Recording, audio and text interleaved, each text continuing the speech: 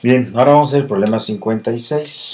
El problema 56 dice, una niña cuyo peso es de 267 newtons se desliza en una resbaladilla de 6.1 metros de un parque de juegos que forma un ángulo de 20 grados con la horizontal. El coeficiente de fricción cinética entre la resbaladilla y la niña es de 0.1. Inciso A, ¿cuánta energía se transfiere a energía térmica? Inciso B, si la niña arranca en lo alto con una rapidez de 0.457 metros por segundo, ¿cuál es su rapidez en la parte más baja?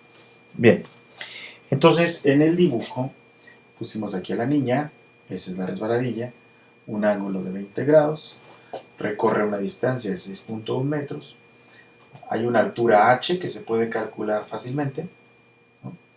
Y el diagrama de cuerpos libres de la niña sería la normal, que va para arriba, el peso va aquí, entonces la normal se complementa con el peso, con la componente vertical del peso, que es W coseno teta.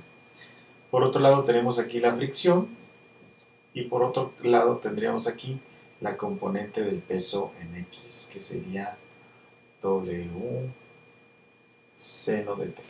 Bueno, aquí lo importante es que la normal se equilibra con la componente W coseno teta. La vamos a usar más al rato. Bien, entonces el problema dice, ¿cuál es la energía térmica? La energía térmica es igual a menos el trabajo de la fricción, ¿verdad?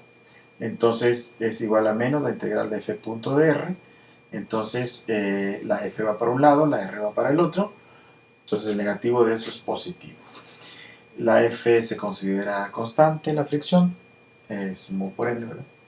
Entonces sería f por x simplemente. F por x sería el trabajo o la energía térmica. Y la f es mu k por la normal, ¿verdad? Por x. Y la normal es W coseno teta. Entonces la energía térmica finalmente es mu k por el peso coseno teta por la x. Si multiplicamos todo eso, nos da 153 joules. Tengo la mu k es 0.1, el peso 267, el coseno de 20 grados y la x 6.1 metros y me da 153 joules. ¿Okay? El inciso B dice, ¿cuál es la velocidad final? ¿No? Si inicialmente la niña se arroja, se avienta, con una velocidad inicial de 0.457 metros por segundo. Bien, entonces lo que hacemos es lo siguiente. El cambio en la energía mecánica para que sea cero debe ser el cambio en la potencia de la carga cinética y agregarle la energía térmica. Entonces, para que esto sea cero, ¿verdad? Necesitamos incluir el costo de la energía térmica. Entonces, despejo la delta K, simplemente mandando esto hacia acá y esto hacia allá, como negativos. Y la K es K final menos K inicial. La delta U es U final menos U inicial, y esto queda igual. La K final la puedo descomponer como un medio de la masa por la velocidad final al cuadrado menos la velocidad inicial al cuadrado. Esto simplemente cambio de signo, menos por más a menos, menos por menos a más.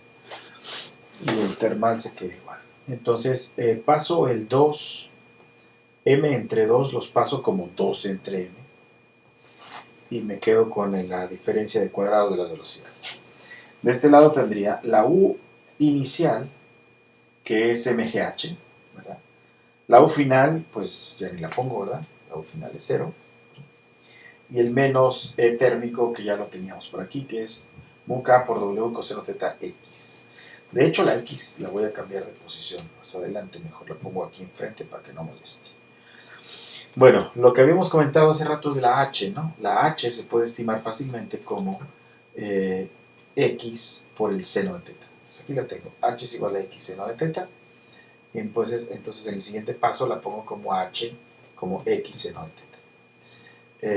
Y la térmica la pongo con esto, WKW, y ahora como de x coseno de teta. Bien. Otra cosa interesante es la mg, del mgh, la estoy poniendo como peso directamente, porque tenemos el peso en newtons. Entonces la m, la m que tengo aquí, la voy a sustituir también por peso entre g. tal manera que me va a quedar peso abajo y G en el numerador. Muevo esto para acá, pasa sumando, entonces la BF cuadrada es la B inicial al cuadrado más 2G entre peso, que multiplica a peso por X seno teta menos mu K peso por X coseno teta. Entonces aquí también los pesos, si los factorizara, se me morirían todos los pesos. Saco a la X también de aquí y me queda 2GX que multiplica seno de teta menos mu K coseno de teta. Eso se suma a la B0 cuadrada y esa suma le obtengo la raíz cuadrada y esa sería la velocidad final o la rapidez final.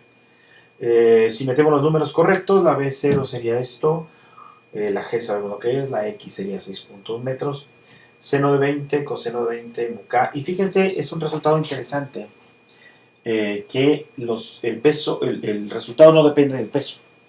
La única cosa importante aquí fue que existe una velocidad inicial. Si esta velocidad inicial fuera 0, entonces tendríamos 2gx por esta diferencia. Y lo que disminuye a la velocidad final básicamente es el mu K. Es decir, el hecho de que haya fricción efectivamente va a ir restando a lo que sería un tiro, una caída libre sobre plano inclinado, una resbaladilla sin fricción. Este es el término de la fricción. Entonces 2gx seno teta es 2gh. Entonces la velocidad final es raíz de 2gh en la caída libre. Y cuando esa h depende del plano inclinado, pues es 2g por x seno teta. Entonces, evidentemente, tiene mucho que ver con el aumento de la velocidad, el que haya una velocidad inicial, es decir, que la niña se arroje, y en la disminución tiene que ver el coeficiente de fricción. El hecho que haya fricción hace que disminuya la rapidez final. Entonces, ese es el resultado final. Me cuento para que lo vean. Y ya está.